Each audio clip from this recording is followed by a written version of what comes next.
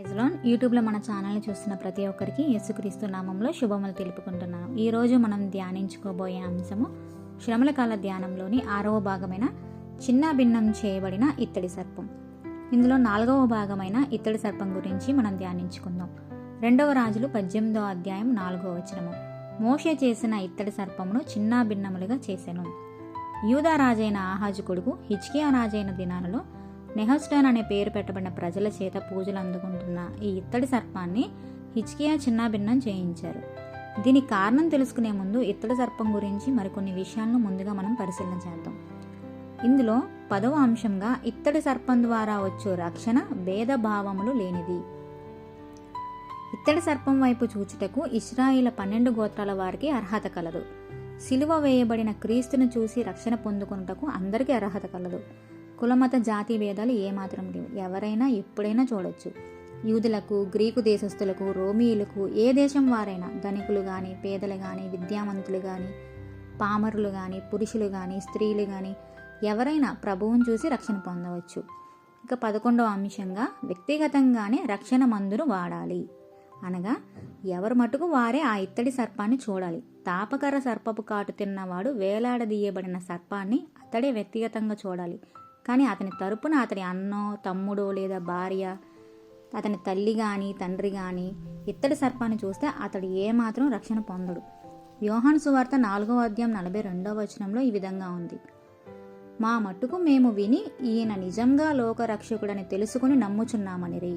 అదేవిధంగా అపోస్తుల గ్రంథము 16వ అధ్యాయం 31వ వచనంలో అందుకు వారు ప్రభువైన యేసునందు విశ్వాసం ఉంచుము, అప్పుడు నీవును నీ ఇంటి వారును రక్షణ పొందుదురు అని చెప్పబడింది. ఈ వాక్యంలో నీ ఇంటి వారు విశ్వాసం ఉంచితే నీవు రక్షణ పొందుకుంటావు అని ప్రభువు చెప్పడం లేదు. ఎవరి రక్షణ వారిదే. 12వ అంశంగా ధ్వంసం చేయబడిన ఇత్తడి సర్పం. 2వ రాజులు 18వ అధ్యాయం 4వ వచనంలో ఈ విధంగా ఉంది. మోషే ఇత్తడి సర్పమును చిన్న భిన్నములుగా చేసెను. కాలక్రమంలో ఇత్తడి సర్పం ప్రజలకు ఒక విగ్రహంగా మారింది. గతంలో ఇత్తడి సర్పం ద్వారా వచ్చిన దీవెన కారణంగా ఇప్పుడు అది దేవతా విగ్రహంగా అయింది. ప్రజలు ఇక దేవుని ఆరాధించడం మాని స్తంభంపై ఉన్న ఇత్తడి సర్పానికి పూజలు చేయడం ప్రారంభించారు. ఇదే మానవ స్వభావ ధోరణి.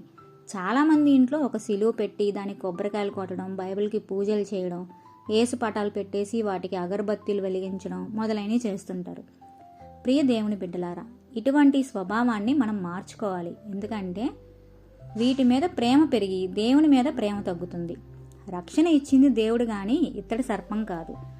పాము విషం నుండి రక్షించబడుట అనేది మోషే ద్వారా జరగలేదు, స్తంభం ద్వారా జరగలేదు, ఇత్తడి సర్పం ద్వారా జరగలేదు. దేవుని ద్వారా ఈ కార్యం జరిగింది. విశ్వాసం ఉంచాల్సింది మోషే మీద కాదు, లేదా స్తంభం మీద ఉన్న ఇత్తడి సర్పం మీద కాదు. దేవుని యందు విశ్వాసం ఉంచాలి. దేవుడు మనకు దీవెనకరణంగా చేసిన దేన్ని కూడా మనం ఆరాధించకూడదు. ఆ దీవెనను ఇచ్చిన దేవుణ్ణి ఆరాధించాలి. ఏ ఆకారాన్ని కానీ, వస్తువుని కానీ, విధానాన్ని కానీ, మనిషిని కానీ దైవ సమానంగా ఎంచకూడదు. కారణం, మనిషి తన చేతులతో చేయగల ఏ ఆకారము దేవుని అనంతమైన ఉనికిని కనపరచలేదు. ఆయన పవిత్రతను, వైభవాన్ని, మహిమాన్వితమైన ఆయన నిష్కలంక స్వభావాన్ని చూపించడానికి దేవుని మహిమా ప్రకాశంతో పోల్చుకుంటే మనిషి చేసేది ఏదైనా హీనంగా ఉంటుంది. సృష్టిలోని దేనికైనా పూజ చేయడం అనేది వాటిని సృష్టించిన దేవుణ్ణి అవమానించడమే. ఒకవేళ దేవుని రూపాన్ని కళ్ళకు కట్టినట్టు చూపించే విగ్రహాల బొమ్మలు ఉన్నప్పటికీ వాటిని పెట్టుకొని వాటిని పూజించడం అంత మంచిది కాదు. వాటి వల్ల మనకు దేవుని పోలిక మాత్రమే తెలుస్తుంది, కానీ దేవుడు తెలియడు. విగ్రహారాధన అనేది మనుషులను పాడు చేసి ఏకైక నిజదేవుడైన యేసు నుండి మనల్ని దూరం చేస్తుంది. ఇందువల్లనే దేవుడు ప్రజలపై తనకున్న ప్రేమ కారణంగా విగ్రహ పూజ తగదని గట్టిగా చెప్తున్నారు. దేవుని ప్రేమ శాశ్వతమైంది. ఇర్మియా గ్రంథం 31వ అధ్యాయం 3వ వచనంలో ఆయన లోకాన్ని ఎంతగా ప్రేమించాడంటే తన ఏకైక కుమారుణ్ణి బలిగా ఇచ్చేశారు. అదేవిధంగా యోహాను సువార్త 3వ అధ్యాయం 16వ వచనంలో ఆయన ప్రేమాస్వరూపి అని చెప్పబడింది. అదేవిధంగా 1 యోహాను 4వ అధ్యాయం 8వ వచనంలో ఆయన ప్రేమకు ప్రతిగా ప్రేమనే ఆశిస్తున్నారు అని చెప్పబడింది. ఆయన ప్రజలు వస్తువులను, పుస్తకాలను, పటాలను, విగ్రహాలను ప్రేమిస్తే ఆయన కోపం రగులుకుంటుంది. ఆయన తన వారిని ఎంతగా ప్రేమిస్తున్నాడంటే తనకు బదులు మరెవ్వరిని ప్రేమించినా ఆయన సహించలేరు. నిర్గమాకాండం 20వ అధ్యాయం 4వ వచనంలో, పైన ఆకాశమందే గాని కింద భూమి అందే గాని భూమి కింద నీళ్ళయందే గాని ఉండు దేని రూపమునైనను విగ్రహమునైనను నీవు చేసుకొనకూడదు, వాటికి సాగిలపడకూడదు, వాటిని పూజింపకూడదు అని చెప్పబడింది. ఈ సత్యాన్ని బాగా అర్థం చేసుకున్న రాజైన హిజ్కియా అందుకే ఇత్తడి సర్పంను చిన్నాభిన్నం చేయించారు. ప్రియ దేవుని బిడ్డలారా, దేవుణ్ణి ఆత్మ ద్వారా మాత్రమే తెలుసుకోవడం సాధ్యం. ఆయనతో వ్యక్తిగతంగా అనుభవం ఉంటే తప్ప ఆయన తెలుసుకోలేం. దేవుడు ఆత్మస్వరూపి.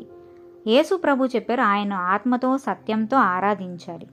యోహాను సువార్త 4వ అధ్యాయం 24వ వచనంలో, దేవుడు ఆత్మ గనుక ఆయన్ని ఆరాధించేవారు ఆత్మతోనూ సత్యముతోనూ ఆరాధించవలను అని చెప్పబడింది. ముగింపు. మోషే ఇత్తడి సర్పాన్ని పైకెత్తినప్పుడు చనిపోతున్న ఇశ్రాయేలు దాన్ని నిదానించి చూచిన వారు, అనగా దేవుని యందు విశ్వాసం ఉంచిన వారు బతికారు. ఇత్తడి సర్పాన్ని చూడని వారు, అనగా దేవుని నమ్మని వారు చనిపోయారు. మార్కు సువార్త 16వ అధ్యాయం 16వ వచనంలో, నమ్మి బాప్తీసం పొందినవాడు రక్షింపబడును, నమ్మని వానికి శిక్ష విధించబడును అని చెప్పబడింది. మనకు గొప్ప రక్షణను, స్వస్థత మనకు ఉచితంగా అనుగ్రహించుట కొరకే ఆయన శిలువలో వేలాడుచున్నారు. మనలను ధనవంతులుగా చేయుటకు ఆయన శిలువలో దరిద్రుడిగా వేలాడుచున్నారు. యథాలాపంగా చూపే చూపు కాదు కానీ, నామకార్థపు చూపు కాదు కానీ, ఆ నిదానపు విశ్వాసపు చూపు ఉన్నప్పటికీ అవసరమై ఉన్నది.